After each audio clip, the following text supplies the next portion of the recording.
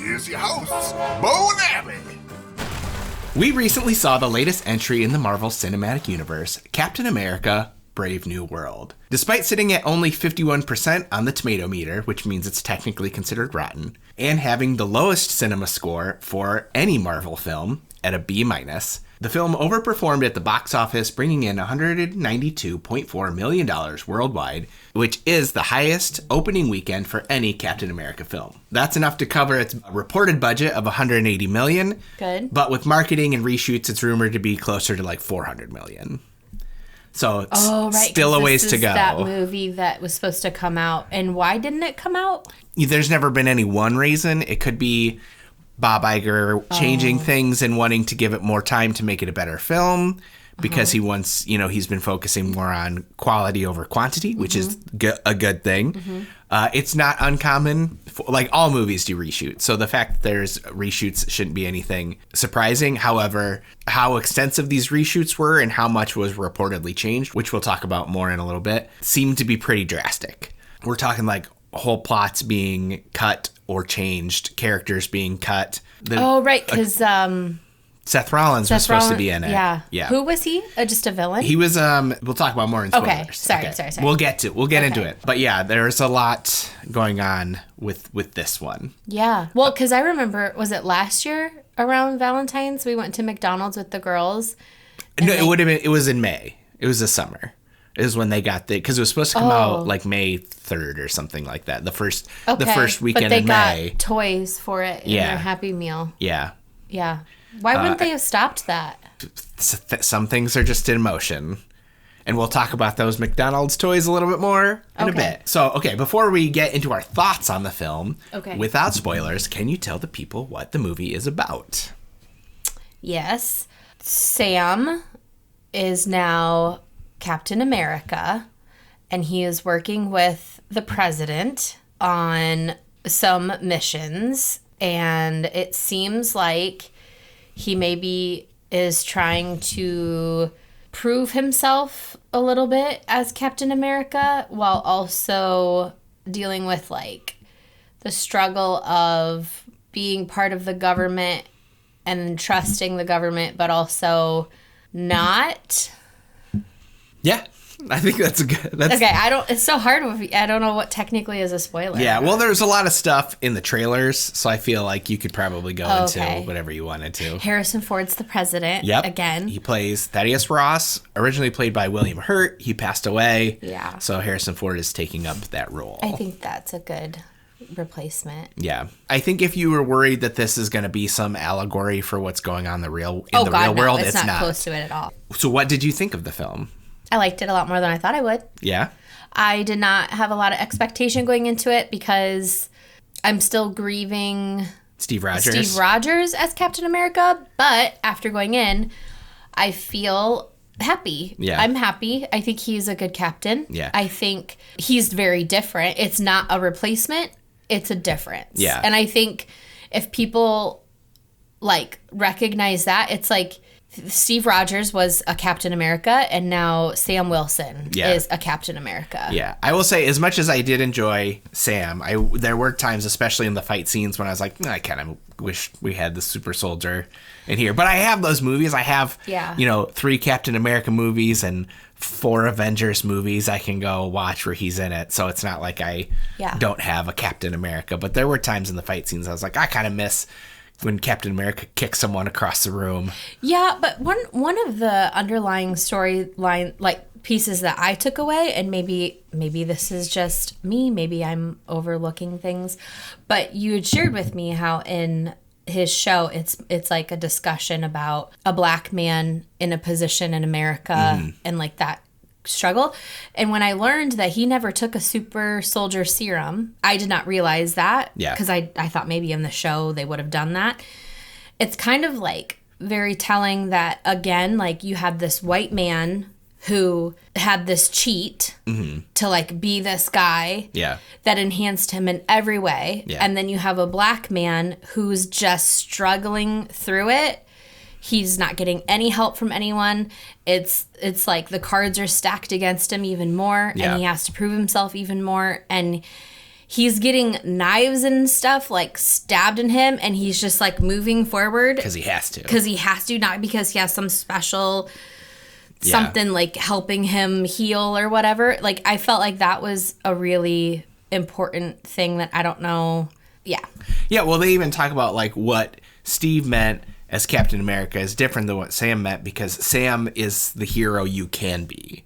Yeah. Like, Steve was a symbol on a pedestal. You couldn't be him if you didn't have the special serum, but Sam just gets there through hard work and grit and determination. And like, that's how he can inspire people, because anyone can be Sam Wilson. A good person. I think this is one of the few times we're going to talk about a movie and I'm going to be more critical of it than you.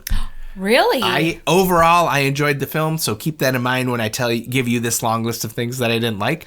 Okay. I liked the film. Okay. But I do feel it having a B- score is accurate. Of the 3 Rotten Marvel films on the Tomatometer, it's the one with the highest score, and I think that's accurate. What are the other ones? Eternals is the one under it, and then I liked Eternals. the very bottom one was Quantumania. That one was hard. Yeah. But again, there are things I like about Quantumania and things I like about Eternals. Agreed. Okay. Keep going. Okay, things I enjoyed in Captain America Brave New World, the movie we are here to talk about. Anthony Mackie and Harrison Ford are great. Yes. Great performances by both of them. Great chemistry between the two of them. Anytime they're on screen, good times. Yes. Okay. I enjoyed Sam's battle with imposter syndrome. Him feeling like he's Captain America but doesn't know if he should be or if he's qualified to be. Like, I think that's a very relatable feeling for people. And I like seeing him as a superhero deal with that. I like that he tries to counsel people. I like that. That seems like the one characteristic of Sam that you can say that's Sam Wilson, because that's something that has carried over from his first appearance in Winter Soldier, when we see him like working with veterans and their PTSD. That's something that he like is unique to Sam, you know, because we've seen like the cool quippy sidekick characters before. We've seen, you know, military sidekicks before, but like what separates him from, say, like Rhodey is this like Who's Rhodey? Iron Man's, it's Don Cheadle, he's War Machine. Oh, yeah. Okay, sorry. So like what separates him from a character like that is this like empathy he has in trying to reach out to anyone, including his villains. That's what makes Sam unique. And I liked seeing that. That was cool, yeah. Okay. I think the Red Hulk looked great. I think the visuals of it looked great. Do you think they should have saved it as a surprise? Because it was all over in the marketing. Yes. I feel like they were worried that people weren't going to come to the movie unless they showed the Red Hulk, because, you know, slight spoiler, he's not in it a lot. Yeah. So like I feel like that would have been a great surprise. Yes, because I knew I just kept like waiting for it, so it did distract me. Yeah.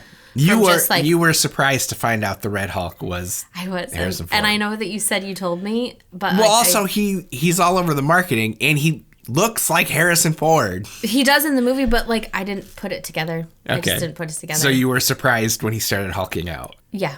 Okay, well then I guess it worked for you. Maybe I'm wrong. No, I think you're still right. I think it would have been nice as a surprise. I liked that this movie focused on telling its own story and not setting up other movies. And I think that is something they tweaked in reshoots, is like getting out the stuff that was setting up other movies. Okay. But yeah, I really like, if you're looking for something that sets up the next Avengers movie, this ain't that. There's like the most generic, vague tease in the post-credit scene, but like this isn't something that needs to be seen for the greater Marvel universe. While it's a sequel to a lot of other movies, it's very much its own standalone story. And I appreciated that. I did too. Yeah, because there are a lot of movies like Quantumania or Iron Man 2, I think, has a problem with this too, of like it sacrifices its own story for the greater narrative. But like this one is its own standalone movie. Okay. Things I didn't enjoy. Okay. I don't like that everything about Captain America is something from another hero. I think they've taken a lot from Iron Man. With like his wings suit and stuff? Okay. Yeah, like he doesn't even use his wings so much. Like a lot of times he's using like a jetpack, and it feels too much Iron Man for me. Okay. He's got the nanotech helmet, which I don't like nanotech helmets in general. The like, it just pops over. I like a tangible put on your helmet. But they do that a lot. Like Spider-Man has one and I hate it. Black Panther has it and I hate it. I want a tangible put on you suit. I don't like that all the villains in this are Hulk villains. Red Hulk, Hulk villain. The leader, who I think he's in the trailer. I hope that's not a spoiler. That's like the Hulk's main villain. Is that the brain guy? Yeah. Okay. That's the Hulk's like number one villain. And then like his suit is Wakandan, so we see some of like Black Panther's when they do like the absorbing of energy repulsor. Like that's Black Panther. That's his thing. Okay. So like they just took like bits and pieces from all these other heroes and then put them on Sam Wilson, Captain America. And I would have liked to have seen more things that are unique to him and not so much of cherry picking from other characters and taking what's unique about them or interesting about them and putting them here. Okay. I don't have that same take. That's fine. For me, it's like a generational, like, this is what's come before me and I get to like have all of it. I can see that. Because he's the only one left. So he's got like a little bit of them. I can see that take. For me, and this is because of the reshoots, there was a lot of the movie that felt very disjointed. Scenes that felt like they were plopped in as filler that have to get from point A to point B. And I think a lot of it's being the reshoots. Do you have like an example? Sure. And so anytime you see Giancarlo Esposito, who played the character Sidewinder. Who's that? You know him as Moff Gideon from The Mandalorian. Oh, okay. He was a character that was added in reshoots. His character pretty much only interacts with Sam. I feel like a lot of his scenes look like they were shot on a green screen. He does a lot of his stuff is exposition, coming on and telling the plot and explaining it. Yeah. That's why I appreciated him though, because I did. So maybe that's just us being really opposite. Yeah. And I felt like his dialogue was very on the nose. It wasn't very particularly well written. Like it felt like maybe it had to be written quickly or on the day. There's a scene that's basically just Sam and the leader talking that feels like it's on a green screen where they might not even have been in the same room when the scene was shot. Which one? I don't but this is like what you do. I don't it's like I can see the seams. The way the background's composited with them, it just felt like it needed just a little more work. Interesting. Okay. Well, to the casual viewer, I did not notice. And then there's also, do you know what ADR is? Who or what? Do you know what ADR is in like filmmaking? No. Basically, it's voice replacement, things like that. Okay. Basically, if you hear someone talking but they're not on camera and you can't see their lips moving, chances are that's ADR. They've gone in after the fact to record audio for it, and sometimes it's for plot purposes. Like they've decided they don't want to use a certain element of the plot or something's not clear enough, so there'll be, let's say a shot looking at Joaquin and Sam will be off camera and he'll be saying something. Okay, like when he was sitting at his desk. Right. Okay. So there's one scene where I just think the audio is mixed really poorly between what they probably shot on set and what was recorded afterwards, because it was something like, this is me paraphrasing, but it sounded like he'd say something like, we need to make sure we get to the facility because Samuel Stearns is there and he's plotting to brainwash people. Oh. So let's hurry up, Joaquin. It's just I could definitely tell that it was ADR'd. Okay. This is official spoilers. Okay. For a movie I did enjoy. Did you hear the person gasp when Bucky showed up? Yes. Person in our theater, not on the screen. Yeah. Yes. I thought that was fun. I did too. It was like real. It was like, yeah. It was like a loud gasp. So I told you we would talk about the reshoots and the McDonald's toy. Yeah. Similar to Seth Rollins being cut out, there is a character named Diamondback who was cut out of the film. Okay. And her character was apparently so important that she had her own McDonald's toy. Whoa. But that's how drastic these cuts were. Supposedly the thought was, so in the current movie, we've got Giancarlo Esposito playing Sidewinder, who runs this generic terrorist organization called the Serpents. Okay. I think what it was supposed to originally be is they were these characters from the comics called the Serpent Society, and they're a bit more colorful, and they're all like snake themed.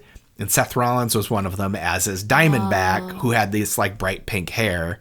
And I think in the reshoots, they were like, these characters don't match the tone of what we want to do. So we're going to cut all of them out and replace them with one guy in a black suit who fills in the blanks for everyone. That's sad. Yeah. I felt the leader's head should have been bigger. In the comics, he has a big head. Okay. And his head was gross. Yeah, it was gross. It should have been bigger and grosser. I also thought he needed to be in the movie more. And they never call him the leader, despite the fact that they had the perfect opportunity to set it up. There's a guy that literally says, "Who are you?"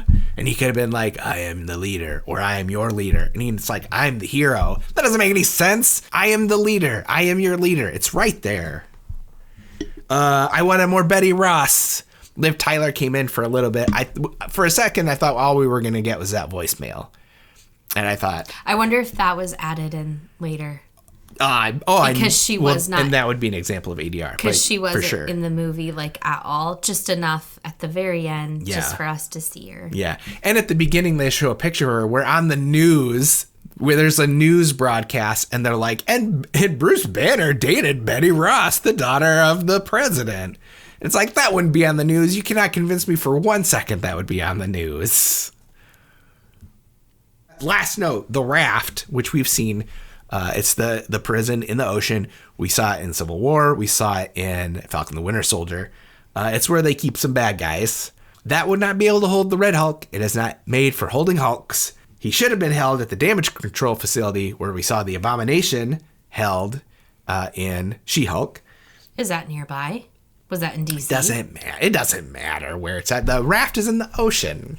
Probably in the ocean off of DC. Or at the very least, he should have been wearing one of those anti-gamma things that Bruce Banner wore in She-Hulk that turned him back. But he turned himself in, so maybe they weren't worried about him hulking out. So anyways, a movie I did like, I swear. With some issues. Yes. Next Marvel movie is in May. That's going to be Thunderbolts. That looks good. I'm excited for that. I'm confused about how Bucky's going to be in that since he was running for Congress, which also didn't match the timeline. Do you think that was added?